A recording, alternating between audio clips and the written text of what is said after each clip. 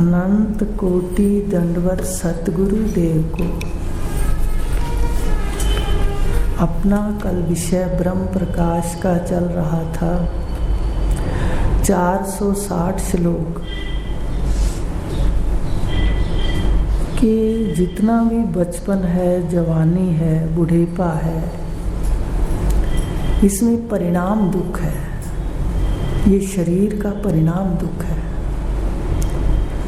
शरीर लेने का परिणाम दुख है कि अवस्थाओं में जीव कष्ट पाता रहता है, ये बताया था।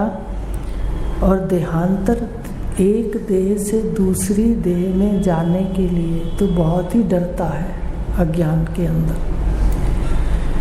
अब ये 461 श्लोक है कि कैसे अपना जीवन, सारे के सारे प्राण दूसरे के लिए खर्च देता है, पर के लिए।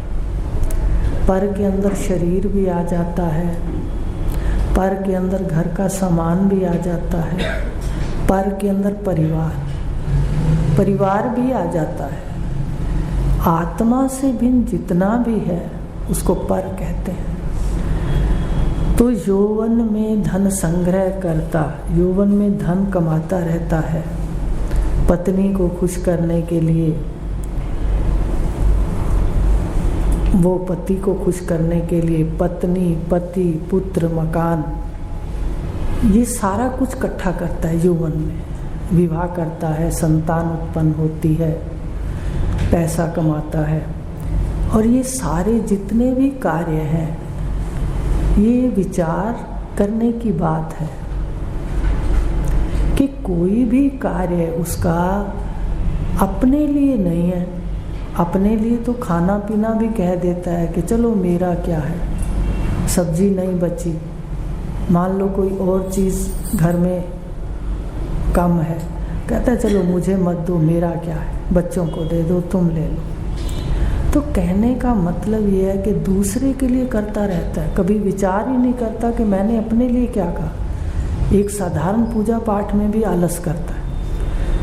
देह निर्वाह के निमित्त है सारे, ये पत्नी, ये पुत्र, ये पति, ये मकान, ये रिश्तेदार, ये केवल देह तक साथ देते हैं। देखो विचार करना आज जाके कि ये देह तक ही रहते हैं। देह छूट गई तो मकान छूट गया, पति छूट गया, पत्नी छूट गई, पुत्र छूट गए, धन छूट गया। आपके साथ क्या रहा, ये विचार का विषय है। हमने जो वृत्ति है उसको बदला नहीं, सत्य को देखा नहीं, तो साथ में क्या है, खाली चला जाता है, ऊटपटांग कर्म करके चला जाता है। तो जितने भी ये हैं इकट्ठे करने वाले सामान, परिवार, ये देह निर्वाह के सिर्फ निमित्त है। इनमें सारे प्राण खर्च कर देता है। कोई इसका नियम नहीं है कि सत्य के प्रति या परमात्मा के प्रति, इष्ट के प्रति कोई कट्टर नियम होना चाहिए कि ये तो होना ही है, वो इसका नियम नहीं है अज्ञान के अंदर। देह निर्वाह के निमित्त हैं सारे, इनमें खर्चे सब प्राण। अब 462 है, उदर का कुआं छेद है उसमें। एक बार देख लो कि धन का क्या परिणाम है। धन भी कैसे, कितना हम सोचते हैं, इतना परिश्रम किया, इतना घर का सारे कर्तव्य निभाए, और आखिर में बाल भी सफ़ेद हो गए, शरीर भी वृद्ध हो गया, तो सोचते हैं कि ये वृद्ध हो गया। पर ध्यान रखना, अगर विचारों के अंदर अपने स्वरूप के जानकारी का अगर हमारे पास ज्ञान नहीं है तो हम विचारों में भी प्रौढ़ जिसको कहते हैं, वृद्ध जिसको कहते हैं, वो नहीं होते। वृद्धावस्था में भी शरीर जर्जर हो जाता है पर मन की वासनाएं कम नहीं होती, उल्टा कहते हैं कि बढ़ जाती है। उनको जानने की होती है कि जाना है अब, तो फिर मन के अंदर भाव और ज़्यादा उठते हैं। तो ये गुरुदेव की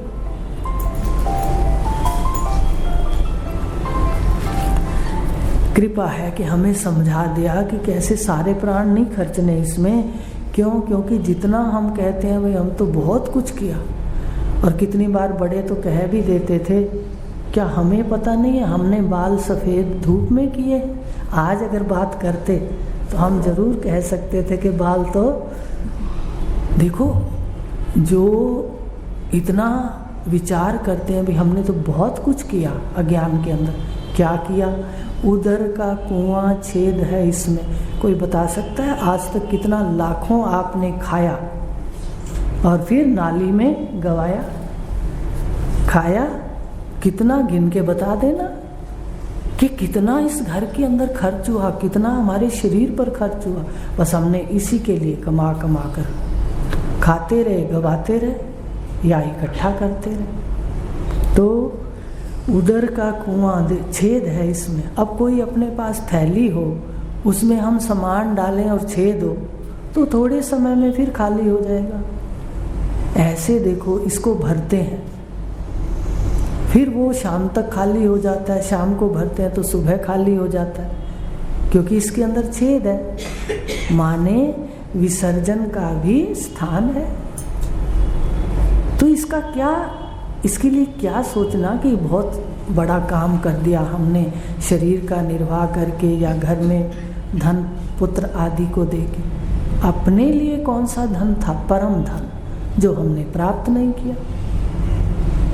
तो उदर का कुआं छेद है इसमें, होवे ग्रहण और त्याग, दे तो दे दे सदा ही कहे, निपटे ना इसका काज। ये जो देह है उसका नाम ही देह लख दिया।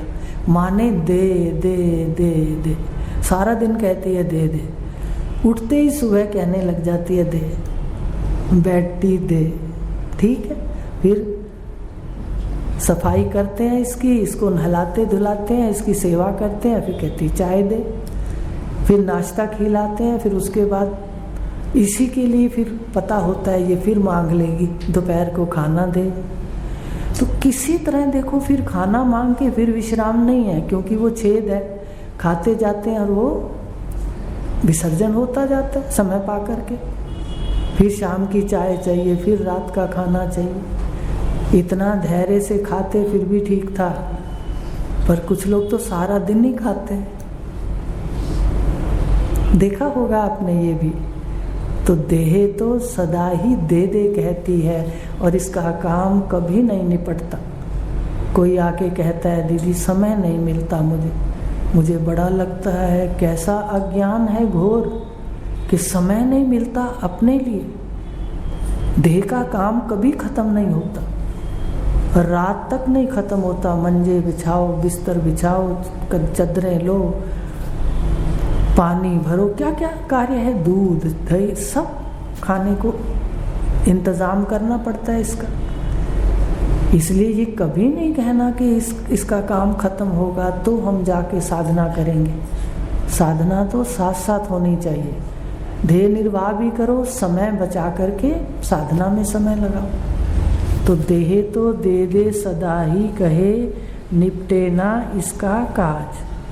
सब सुविधाएं देह की खातिर, ऐश्वर्य और मकान,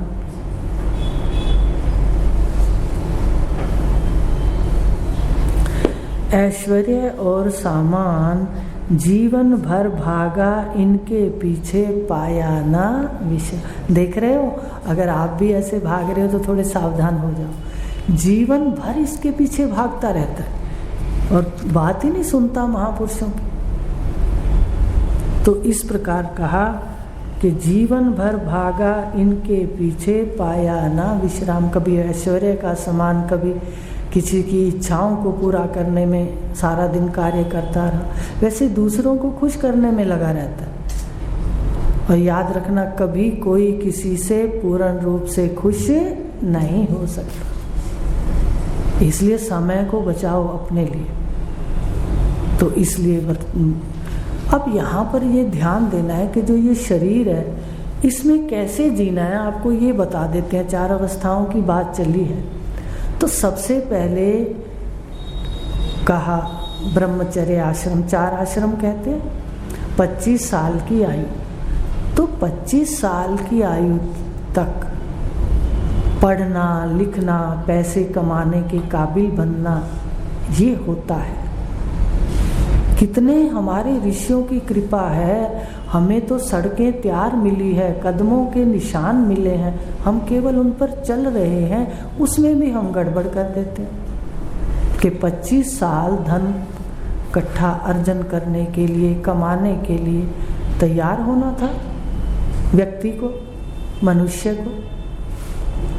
अब वहाँ धन के लिए तैयार करना है बच्चों को भी, और विचार भी आए कि 25 साल तक तैयार हो जाओ, आगे दे निर्वाह करना है उन पैसों से, और फिर 25 से 50 साल तक विवाह करें, संतान है, घर का मकान है, सामान है, ये बनाओ।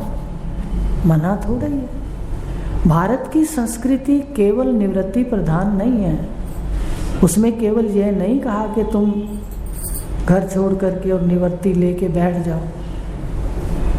उसमें तो धर्म, अर्थ, काम और मोक्ष चारों के साधन बताए हैं। हमारे वेद उपनिषदों को देख लीजिए, धर्म ग्रंथ भी है, यज्ञ भी है, कर्म भी है, उसके बाद उपासना भी है, उसके बाद ज्ञान भी है आत्मा का, उसके बाद धन के तरीके भी हैं। जो वेद हैं अपने, उनके अंदर सारा कुछ है।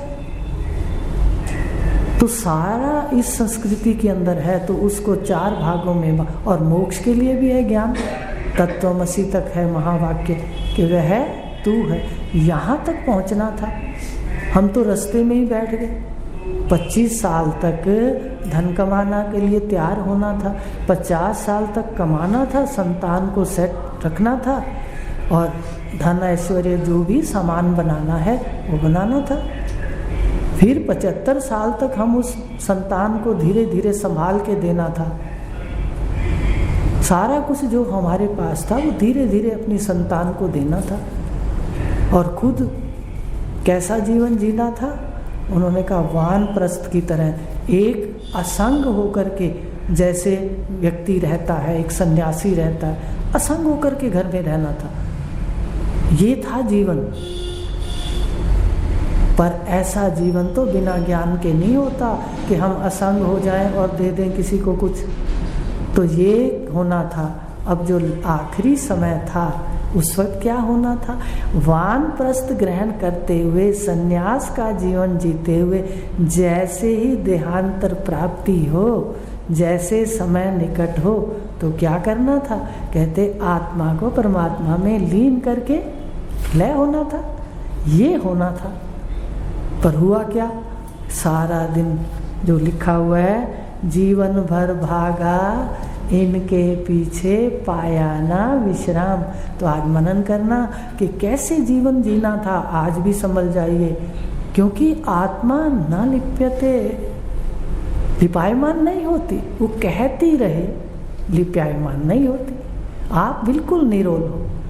तो हम अपने भावों को बदल दें। हम रहते हुए भी संन्यास आश्रम की तरह रहें अपने चौथे में, और देहांतर प्राप्ति के समय जो एक अज्ञानी जीव भय खाता है, हम बार बार ज्ञान लेंगे तो अपने अमर पद का निश्चय हो जाएगा। और फिर उस समय क्या करना था, उस समय रिश्तेदारों को नहीं बुलाना था, खाने पीने का नहीं मंगाना था, सीधा अपने संस्कारों को समेट करके गुरुदेव के शब्दों में आत्मा को परमात्मा में लीन करना था, होना था। ये है जीवन की यात्रा। लेकिन पच के आगे गया, इनके धंधों में भी मरा, फिर उसके बाद ये सारा उम्र उसके पीछे भागता रहा और जीवन भर विश्राम भी नहीं पाया। अब आज संग्रांद है क्या? कल थी। चलो थोड़ा पढ़ लेते हैं गुरु नानक देव जी की बात भी, महान संतों की बात है, देख लेते हैं क्या कहा। तो आज हमने लिए 463, जाकर मनन करना। आपको 4 विभाग कर दिए जीवन के, कि अगर वास्तव में ना लिप्यते आपका स्वरूप है, सोहम अस्मि आपका स्वरूप है, तो फिर ये जीवन ऐसा होना चाहिए। आपको दिखना चाहिए कि 50 साल में ये हो रहा है, आगे वो हमारा काम नहीं, आगे संभाल के देते जाओ। उसके बाद खुद धीरे धीरे असंग हो जाओ और एक शब्द में डूबकर पक्का कर लो अपने घर को रोज जाते हो, रोज आते हो, उसमें आखिरी समय में इधर निकलना। तो ये क्या है, यात्रा जब हम रोज घर से आते हैं, रोज घर जाते हैं, तो इसको बड़े ध्यान से देखना। और फिर ये भी देखना कि मेरा स्वरूप किसी से लिपायमान नहीं है। सुषुप्ति से निकलता हूँ तो निकल जाती है सुषुप्ति, स्वप्न आता है वो निकल जाता है, जागृत आती है वो निकल जाती है। बताओ किससे लिपते हो? उपनिषद कहते हैं ये जो आत्मा है ये ना लिप्यते, ये किसी से लिपायमान नहीं। पर गलती से देखते हैं कि मन सबके साथ चिपका रहता है, फिर कह भी देते भाई तू ही है एक जो सबसे चिपकता, कोई तुझसे नहीं चिपकता। जागृत अवस्था नहीं चिपकती, स्वप्न अवस्था नहीं चिपकती, सुषुप्ति नहीं चिपकती, पर अब समझ आ गई कि तू ही सबसे चिपकता है। तो सावधान होना है अपने को। कौन से महीने की संक्रांत है?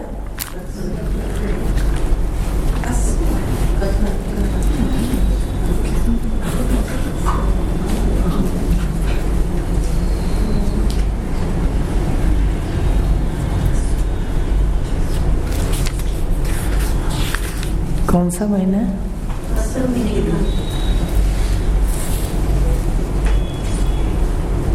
मकर।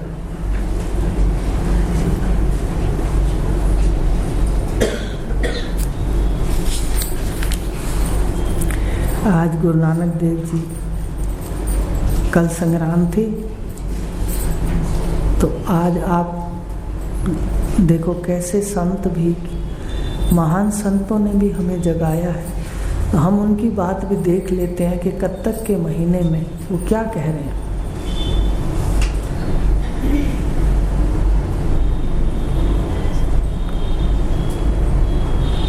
कत्तक कर्म कमावणे दोष ना काहू जो। कत्तक के महीने में गुरु नानक देव जी, कत्तक माने जो कर्मों के चरखे काटता है, जो कर्मों के सूत काटता है। तो इस जो शरीर है ये कपड़ा है, कर्मों के सूत काट काट कर ये कपड़ा तैयार करता है, जिसको जीव कहते हैं। तो गुरु नानक देव जी उनको संदेश दे रहे हैं जीवों को, कत्तक कर्म कमावना ते दोष न काहू जो। कि कत्तक के महीने में समझा रहे हैं संत पुरुष कि तुमने कर्मों से सब कुछ पाया है, जो भी सुख या दुख है वो अपने किए हुए कर्मों के अनुसार है, इसलिए किसी को दोष नहीं देना। तो पहली बात आज हम ध्यान दें। पर हम तो थोड़ा सा कोई बात होती है उल्टा अपने को दोष ना देकर या अपनी तरफ ना लौट करके, अंतर्मुख ना हो करके सीधा पहले दूसरों पर जड़ देते हैं। उसने ये कहा, उसने ये किया, उसने ये किया। तो ये गलतियां हैं जीव की। एक एक चीज को अगर धारण करेंगे तो जीवन बदल जाएगा। कत्तक कर्म कमावना दोष न काहू जोग, परमेश्वर दे भूल्या व्यापन सभ्य रोग। जो ये रोग है कर्तापन के, अहंकार के, काम क्रोध आदि सूक्ष्म देह के, ये परमात्मा को भूलने से ये रोग लगते हैं। जिसको अपनी स्मृति में जो परमात्मा का सिमरन करता रहता है उसको ये रोग नहीं व्यापते। गुरु का शब्द अंतःकरण पर राज करता हो तो ये रोग नहीं आते। ये आते हैं बाहर से तो दिख जाते हैं, चले जाते हैं फिर।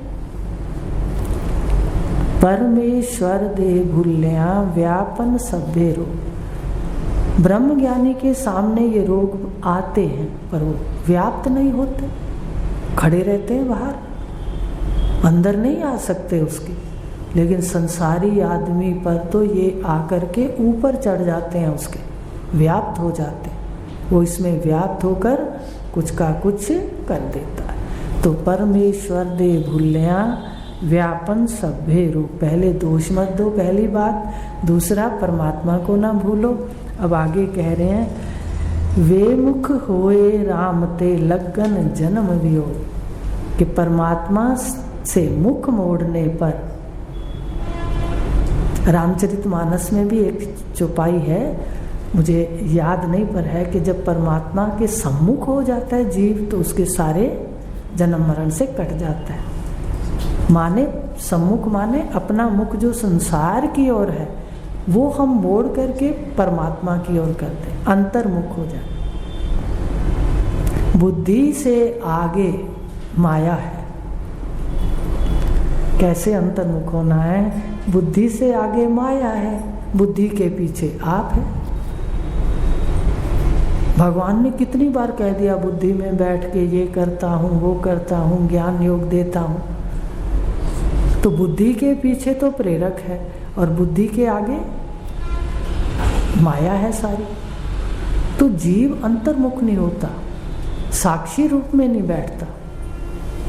तो कहा बेमुख होए, परमात्मा से जब संसार की ओर हमारा मुख हो जाता है, परमात्मा से हम पीठ कर लेते हैं, तो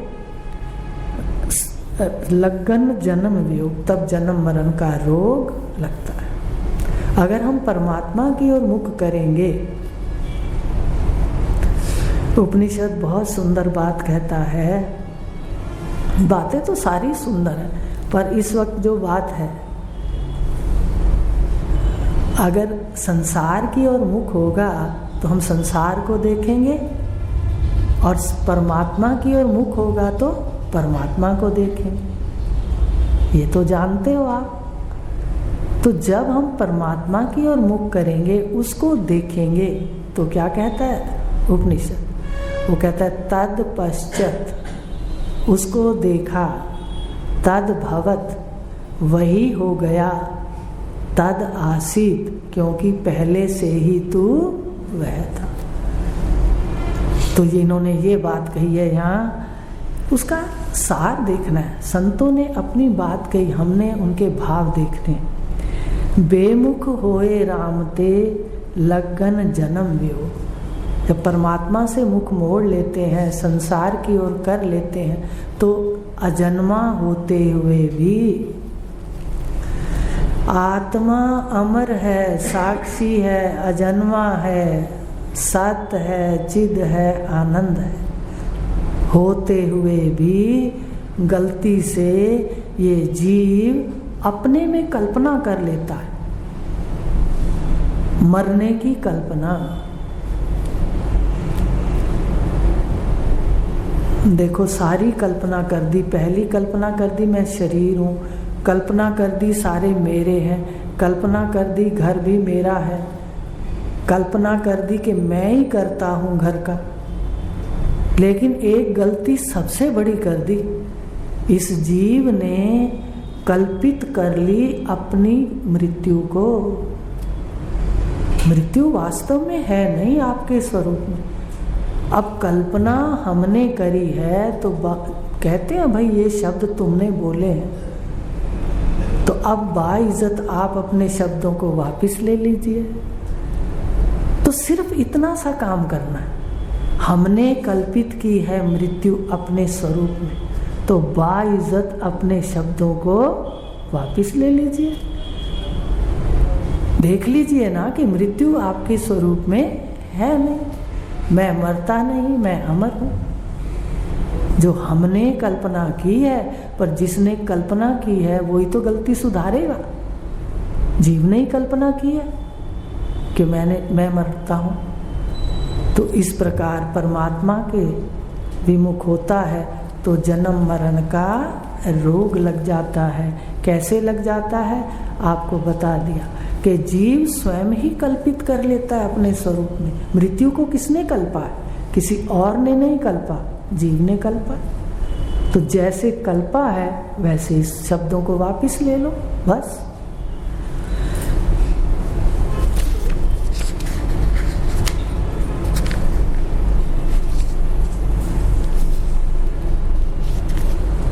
लगे जन्म वियोग, खिन माही कोड़े हो गए जितने माया भोग। तो मृत्यु के समय जिसने मृत्यु कल्पी है, उस समय एक क्षण में जितने भी भोग हैं माया के, वो सब इसको कड़वे लगते हैं। देहांतर प्राप्ति के समय जो देह का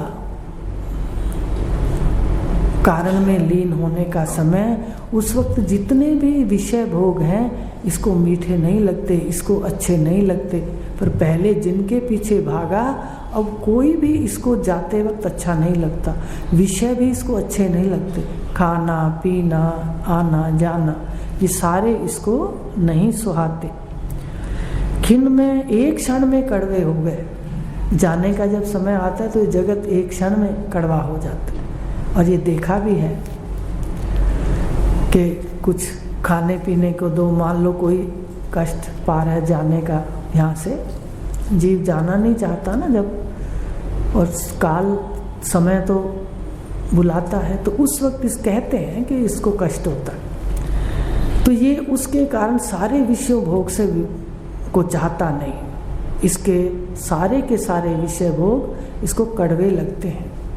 खिन में कोड़े हो गए जितड़े माया भोग, विच ना कोई कर सके जिस थे रोवे रोज। ये जो बीच में है कोई भी उस वक्त इसको बचा नहीं सकता। गुरु नानक देव जी कह रहे हैं सावधान हो जाओ कि जिनके लिए विच ना कोई कर सके जिस थे रोवे रोज, कि कोई भी तुम्हारा कुछ नहीं उस समय साथ दे सकता, चाहे कोई कितना ही कष्ट पाए कितना ही रोए, पर वो अपना उस वक्त उसका जो कर्म है उसके अनुसार रहता है। कोई दूसरा किसी के साथ कुछ भी बांट नहीं सकता। तो इसलिए वो अंतिम समय दिखा रहे। क्यों दिखा रहे? वैराग के लिए दिखा रहे कि खिन में कूड़े हो गए जितड़े माया भोग, विच न कोई कर सके किस थे रोवे रो। कि तू क्या रोएगा, मृत्यु के सामने किसी की नहीं चलती। शरीर का जब आखिरी समय है तो कोई भी बचा नहीं सकता। पहले ही सावधान हो जाओ। वो सावधान कर रहे हैं बता के। कीता कछु न हो वही लिखिया धुर संजोग। अपना किया नहीं होता, जो हम चाहते हैं वो लगभग नहीं होता। साधना करते हो तो फिर भी थोड़ा सा अनुकूल हो जाता है, अन्यथा जो चाहते हैं जरूरी नहीं वो हो। कीता कछु न हो वही लिखिया धुर संजोग। कि जो तेरा कर्मों से है, धुर संजोग माने जो कर्मों से तेरी किताब बनी है वो होगा। अपने कहने से करने से अपने अनुकूल प्रकृति नहीं होती, ये वो कहना चाह रहे हैं। वड भागी मेरा प्रभु मिले ता उतरही सब वियोग। देखो मेरा प्रभु कहा है, समझा? वड भागी, वो व्यक्ति वडभागी है जिसको मेरा प्रभु मिले। मेरा प्रभु किसको यहाँ कहा है? उन्होंने ब्रह्म ज्ञानी है, वो ब्रह्म ज्ञान की बात कर रहे हैं यहाँ कि जिसको मेरा प्रभु मिल गया तो सभी वियोग उतर जाते हैं। माने उसका लय, उसका मिलन परमात्मा के स्वरूप में हो जाता है। तो क्या इसका मतलब है कि जब परमात्मा मेरा प्रभु मिल जाएगा, अपना आपा मिल जाएगा, तो उस समय जो आत्मा है वो परमात्मा में लीन हो जाएगी। वड भागी मेरा प्रभु मिले ता उतरन सभे वियोग। जो पहले वियोग हुआ था विमुख होकर के, और जब परमात्मा की ओर मुख कर लिया, उसकी ओर देख लिया, स्वयं निकला, तो सारे संजोग हो गए, वियोग सारे निकल गए। तो इस तरह उन्होंने बात कही है। नानक को प्रभु राख ले ओ मेरे साहिब बंदी मोज। गुरु नानक देव जी कह रहे हैं मेरी रक्षा करो हे बंधनों से मुक्त कराने वाले। बंदी मोच माने जो संसार के बंधनों में बंधे हैं, उन बंदियों को मुक्त कराने वाले शहंशाह मेरी रक्षा करो। देखो संत कह रहे हैं मेरी रक्षा राख लो, माने मेरी रक्षा करो। फिर भी उन्होंने बात कही कि देखो ये नहीं कहा कि मेरे को ज्ञान हो गया बस, फिर भी कहा कि मेरी रक्षा परमात्मा ही करेंगे। नानक को प्रभु राख ले मेरे साहिब बंदी मोज, कत्तक होवे साध संग बिन से सभे सोच। देखो आखिर में बात आके संत पे छोड़ देते कि कत्तक होवे। कत्तक के महीने में गुरु नानक देव जी कह रहे हैं, कत्तक जीव को कहा, ये सारा दिन कर्मों की तार काटता रहता है और अपने कपड़े को, शरीर को बुनता रहता है। आपको बताया था कि आप रोज अपने शरीर को बनाते हो, ये नहीं कि आखिरी वक्त शरीर छूटेगा तो शरीर बनेगा। इसलिए रोज उस कतते हुए तार को देख ले, इसलिए कत्तक कहा जीव को गुरु नानक देव जी कि कत्तक सुन ले। अगर तेरा साधु के साथ संग है, साधु किसको कहते हैं? जिसने मन को साध लिया है, संसार को निकाल दिया है और पवित्र रूप में है। जब संसार को निकाल देंगे तो आप ही आप तो रहेगा। आप जो किताब दिया उसमें पहले पढ़ लेना, यही दिया हुआ है कि जिस वक्त जिस क्षण ज्ञान हो जाएगा उसी क्षण ये जो ब्रह्मांड परपंच, ब्रह्मांड 5 से बना है, ब्रह्मांड अपना प्रपंच छोड़ करके अपने लुप्त हो जाएगा और सर्वम खलविदम शेष रहेगा। ब्रह्मांड तो किसी दिन समझाएंगे कि ब्रह्मांड की भी जैसे कल्पना हमने की है कि मैं मरता हूँ, ऐसे ऋषियों ने समझाने के लिए सब कल्पना करके सवाल को हल किया। तभी गुरु नानक देव जी ने हलवा बांटा। मुझे तो ऐसे लगता है कि गुरु नानक देव जी ने हल हुआ, जब हल हो गया तो उन्होंने कहा भाई हलवा बांट दो, मीठा मुँह कर लो। तो इस प्रकार क्या है, अपना आनंद लो संतों की बात से, अपने गुरु के ज्ञान से। तो कहा कत्तक होवे साध संग बिन से सभ्य सोच, कि अगर साधु का संग मिल गया तो जितनी चिंताएं हैं वो सब समाप्त हो जाएंगी। ये कह रहे सारा कुछ प्राप्त होगा साधु के संग से।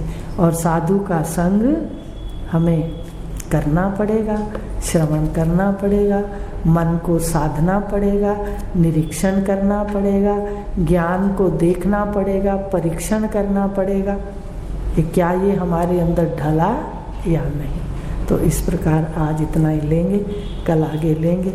आज जाके मन का निरीक्षण करना और बार बार अपने आप में देखना कि सारे अवस्थाओं को छोड़ करके आप अपने स्वरूप में होते हो सुषुप्ति में, लेकिन कोई भी अवस्था आपसे बंधी नहीं है।